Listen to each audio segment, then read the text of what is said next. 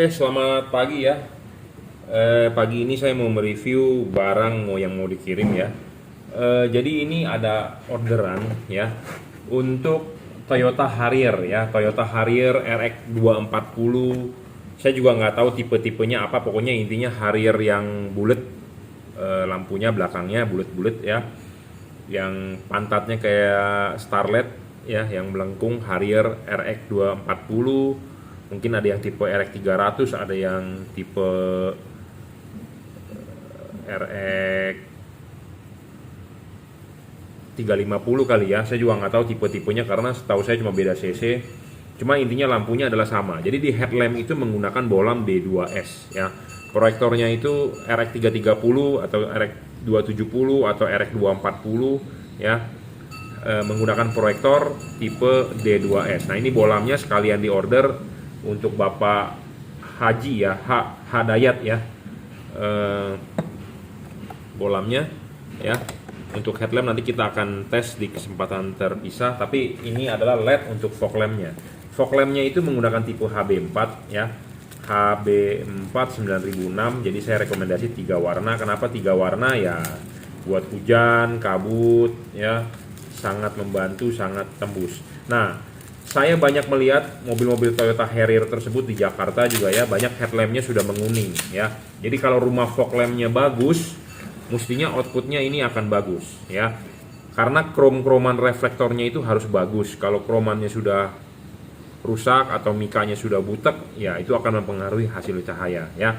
Bohlam ini HB4 ya. Apa sih keunggulan bohlam ini ya?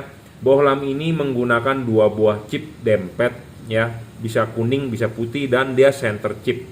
Center chip, chip dempet tipe keramik asli ya, real 30 watt, 3600 lux maksimum. Ini terang banget bro ya. Bisa terang 7, 8, 9 kali dibandingkan bohlam standar. Bohlam standarnya itu 55 watt ya, sedangkan ini cuma 30 watt tapi terangnya jauh ya. Sorry, HB4 itu 55 watt halogen ya, itu sekitar 900 lux. Jadi ini kalau ini mencapai 3600 lux berarti bisa 4 sampai 5 kali ya kira-kira ya. Bukan 7 sampai 8 kali, karena kalau 7 sampai 8 kali yang menggunakan H11, karena H11 itu cuma 16 watt. Sedangkan 55 watt itu halogen, HB4 itu bisa mencapai 800 sampai 900 lux. Sedangkan ini bisa 3600 lux maksimum ya. Pemasangan soket juga tinggal colok ya. Kalau begini nggak nyala silakan dibalik ya. Driverless, sudah dirajut oleh nilon kabelnya ya, jadi tahan tarik. Ada orang yang black campaign, wah jangan beli LED yang tanpa driver, tanpa balas katanya, nggak bagus, cepat rusak, ini itu. Driver LED ini ada di mana? Driver LED ini ada di dalam ya, jadi inside. Jadi kalau LED yang masih menggunakan driver sebenarnya itu teknologi lama ya, teknologi lama. Kenapa? Karena makin berkembangnya teknologi ya, makin mengecil komponennya. Jadi drivernya bisa ditaruh di dalam. Jadi tidak perlu pakai kotak-kotak gitu ya, seperti itu. Jadi bukannya ada tanpa driver, tanpa balas berarti jelek, bukan. Karena drivernya adalah inside di dalam. Ya, jadi lebih ringkes. Ya, sama seperti HID. HID balas dulu gede-gede, segede bata. Tapi makin perkembangan zaman makin sekarang makin slim, balasnya tipis ya. Sama seperti handphone aja lah, atau sama seperti komputer zaman dulu, satu komputer itu satu lemari. Sekarang semua Anda lihat sudah pakai laptop, sudah tipis, sudah ringan, sudah pakai tab ya, seperti itu.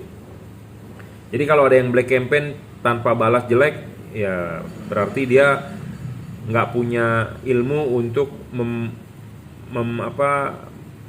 membela dia punya barang ya, seperti itu. Saya punya LED yang ada driver juga ada. Cuman kalau tanpa driver lebih ringkes, lebih gampang, lebih mudah untuk dipasang ya, seperti itu. Ya, ini juga full adjustable ya. Satu, selalu saya bilang syarat bohlam bagus adalah watt dan luxnya harus gede.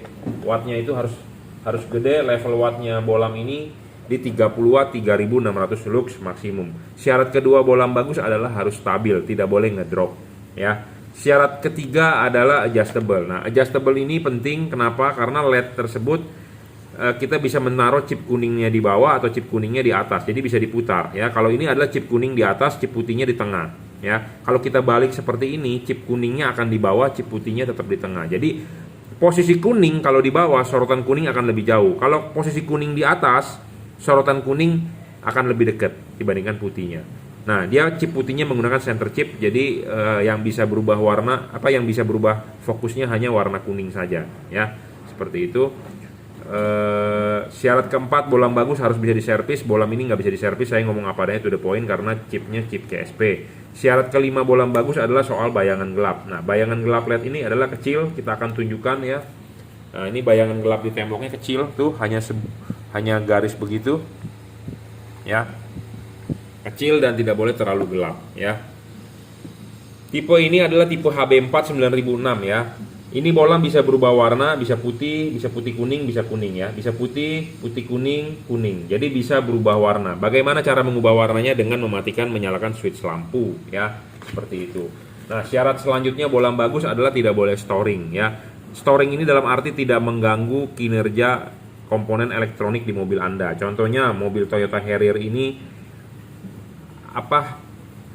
tilt steeringnya ya, teleskopik steeringnya kan dia auto ya, elektrik segala macem, dudukannya juga electric seater. Nah, jangan sampai pada saat lampu nyala electric seater tidak bisa berfungsi ya, steeringnya juga nggak bisa berfungsi ya, macam-macam loh. Jadi penting untuk yang tidak storing ya, cari LED yang tidak storing, tidak mengganggu kerja elektronik mobil Anda ya. Ini saya jamin tidak mengganggu radio, tidak mengganggu elektronik segala macam ya. Syarat terakhir bohlam bagus adalah soal pendinginan. Pendinginan LED ini dari heatsink, ada kipasnya dan ada double cooper. Bukan single cooper tapi double cooper ya, lebih unggul bro. Lebih unggul. Ya, jadi ini bohlam 3 warna terbaik saat ini karena saya ngomong apa adanya, paling terang. Pendinginan sudah double cooper, full adjustable, maju mundur putar ya. Pendinginannya double cooper menggunakan batang tembaga di tengah. Jadi lebih tahan air. Jadi maksudnya tahan air itu begini. Jadi bagian ini ke depan kan ada di bagian rumah fog lampnya, sedangkan bagian ini ada di ruangan bumper mobil Anda. Antara bagian di ruangan bumper dengan bagian yang di dalam headlamp Anda tidak ada hubungan sama sekali, hanya berupa batang tembaga untuk mentransfer panas keluar.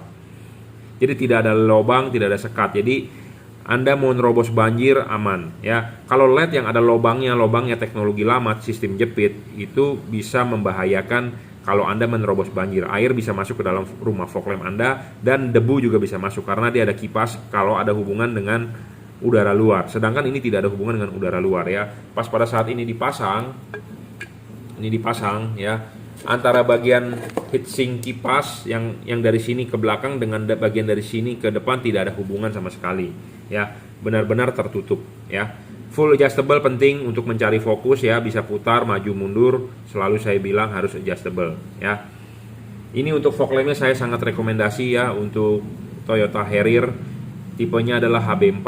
Bohlam ini juga bisa dipakai di Toyota Land Cruiser, dipakai di Toyota Innova yang 2007-2005 ya. Yang penting adalah tipenya HB4, Toyota Altis, Civic FD1 ya. Memang zamannya di tahun tersebut adalah menggunakan HB4 ya, 9006 ya. Bohlam ini benar-benar HB4 9006, bukan bohlam modifikasian, karena jarang juga orang yang mempunyai tipe ini karena tipe lama. Kebanyakan orang punya fog lamp itu H8, H11, H16 ya. Oke, cukup reviewnya ya untuk bohlamnya, fog lampnya akan kita segera kirim ya. Lanjut ya. Jadi kalau ini adalah bohlam untuk headlampnya ya. Headlamp RX 270, 240, 330, RX 350, pokoknya yang menggunakan proyektor lah ya.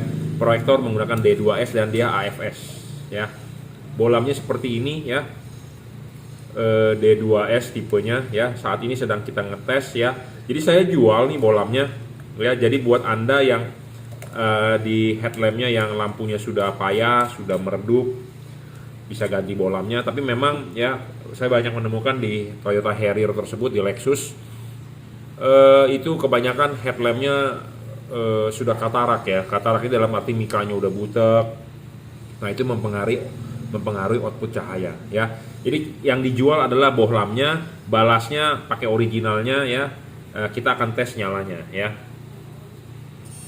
Nah, kalau HID memang seperti itu ya, nyalanya bertahap. Jadi makanya teknologi HID sudah ditinggalkan. Dia awalnya dari redup redup dia terang. Jadi startnya lama. Kalau LED adalah instan ya. Instan ini dalam arti sekali kena setrum langsung on gitu ya, tidak pakai jeda, tidak pakai delay-delayan ya. Kalau HID delay. Jadi ini bolamnya masih bagus ya.